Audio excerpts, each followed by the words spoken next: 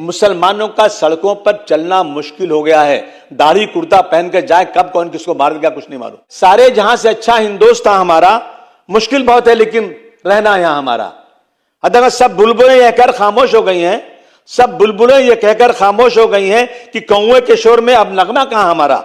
इकबाल आज होते तो आह आह करके कहते बदल गया है हिंदुस्तान हमारा। अध्यक्ष महोदय, पूना में सिर्फ रोजा इफ्तार के लिए पब्लिक की जगह में लोग गए थे। रोजा जो हमेशा होते हैं, कोई नई बात नहीं है। इन पर लोहे की सरियों से हमला किया गया, उन पे हमला, उनके सर फाड़ दिए गए।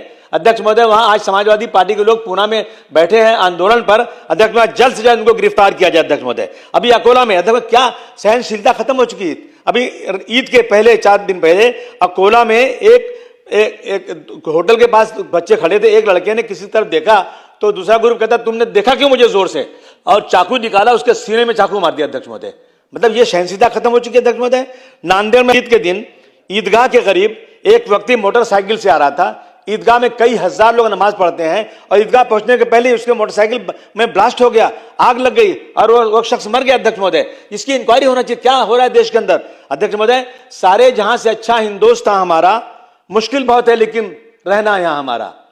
अध्यक्ष, सब बुलबुलें यह कहकर खामोश हो गई हैं, सब बुलबुलें यह कहकर खामोश हो गई हैं कि कौए के शोर में अब नगमा कहां हमारा।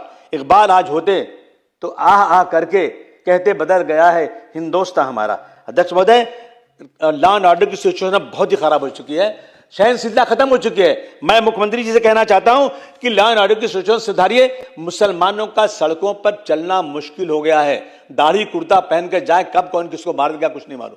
अध्यक्ष महोदय, इस पर सरकार को जल्द से बहुत जबरदस्त तरीके से कुछ ना कुछ सरकार को कदम बढ़ाना चाहिए।